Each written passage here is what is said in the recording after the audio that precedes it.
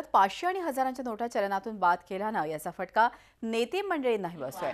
असंच काहीसं घडलंय वसमतचे आमदार जयप्रकाश मुंदडा यांच्यासोबत।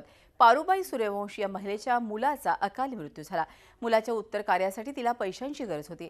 बँकेत गर्दी असल्यानं पैसे काढता येत नव्हते, म्हणून ते आमदार जयप्रकाश मुंदडा यांच्याकडे गेली। तिला अवघे 300 रुपये हवे होते, मात्र सरकारनं नोटाच बंद केल्यानं तुझी माझी परिस्थिती सारखीच आहे असं म्हणत आमदार साहेबांनी तिला मदत न करता परत पाठवलं। काहीच नाही सर, आलं का खाल्लं का पिलं का काय केलं काहीच माहिती नाही।